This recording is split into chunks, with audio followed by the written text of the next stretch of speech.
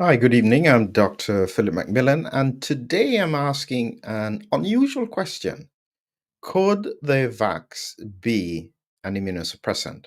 Is that the main mechanism of action? So, there's a reason why I've asked this question previously, and I think about it again, which is that the cytokine storm is an overreaction of the immune system. This is why steroids work.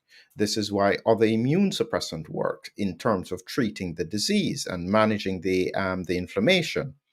So, if we saw a reduction, even though it was shorter term, impact with regards to the vaccine and severe COVID 19, not infections, could that be purely because of the immunosuppressive effect? That's the question that I'm asking. Now, I'm tying this together with some research that has come out of Korea, South Korea, and I'll show you that in just a minute. But before we get any further, if you want to see the full video, you'll have to look at the link below. If you're live, you will see it.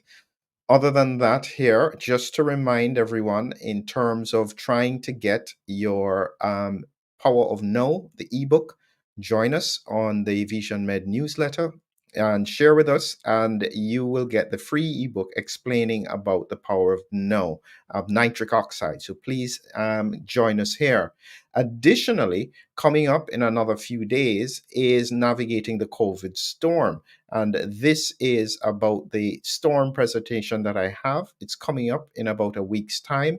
If you are not there, if it's beyond that, you know that you should see a link to it in the near future. Just to remind you, part of my concern is this storm, spike triggered autoimmune response mechanism. I've spoke about this pathology before, but now my question is, what can we do to mitigate it? So make sure you join us with regards to understanding that. Let's get back to this inconvenient science question. Really, what is this issue with regards to immunosuppressive effects? What I'll be dealing with here is this paper, and this was recently published, and it's looking at long term risk of autoimmune diseases after mRNA-based SARS-CoV-2 vaccination in a Korean nationwide population-based study. This was a big study. They were looking at about 9 million individuals, and they were looking at what they call autoimmune connective tissue diseases, AICTDs, to try and understand whether or not there was an increased risk when it came to looking at it from a population point of view. So it's an important study and one that I had to sit down and think about, because this is the thing with science. You have an anticipation of something, and if the outcomes are different from what you anticipated, you then step back and think about, okay, how do I explain what I'm seeing? And that science, there's a continuous movement with regards to what you're looking at. So when it came to the study, what stood out to me was a few points, and I'm going to highlight them here that I've highlighted in yellow so that you can see it. So if you take a look at this here, this is again from the paper.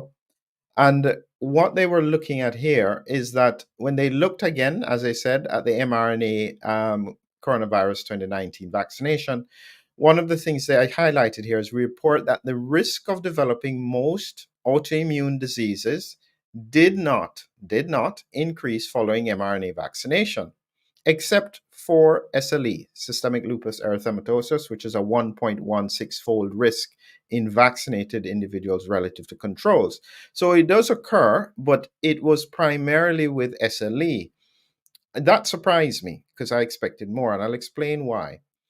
However, as well, with the booster vaccination, there was an increased risk of other autoimmune connective tissue diseases, including alopecia areata, that's where people lose hair, psoriasis, skin disorder, and rheumatoid arthritis. And so they concluded, though, that the mRNA based vaccinations are not associated with an increased risk of most autoimmune connective tissue disease. I'm telling you, people, in order to get your paper published, it seems that you have to say that. else it won't get published. Even though they said there was an association with autoimmune connective tissue diseases, they say that there wasn't any significant association. Anyway, getting back to the paper, I'm going to tell you what it was that stood out to me as being very strange. I didn't expect to see this, and I then had to think about what it was, and this is what I'll explain, and you'll have to see it on Substack to understand what I was thinking.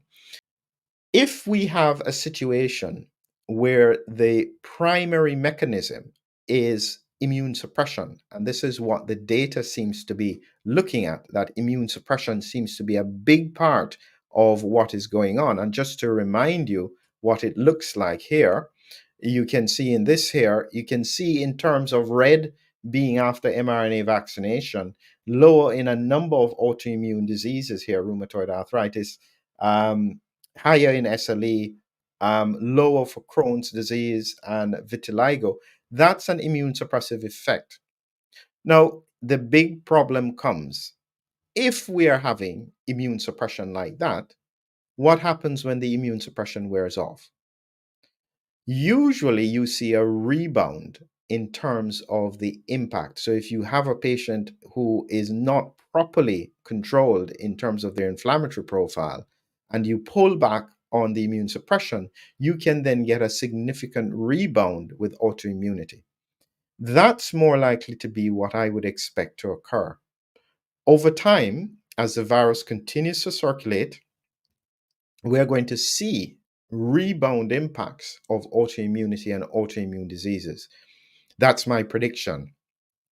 This is why, as I said, the spike triggered autoimmune response mechanism is such a critical point when I think about how disease is going to be presenting in the near future. It's really important stuff that requires a lot of thought, a lot of analysis to try and make sense of it. But at the moment, the scientific community is still afraid to look at some of this data because of the implications and the fact that people may get upset that they didn't have adequate information. That's a separate issue. At the moment, we just need to try and understand to see how to mitigate longer term impacts of disease.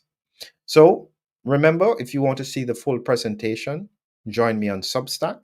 Additionally, I want you to make sure you sign up for the newsletter. You'll get valuable information and the ebook, The Power of No. And finally, if you want to hear about therapeutic options for the storm that I'm predicting, looking at what can be done, join me for the webinar or afterwards look at the course. There is links for the course and you will be able to get access to that in the near future. Have a great evening. I look forward to sharing you more information in the near future about the continued development of diseases in this very strange COVID pandemic.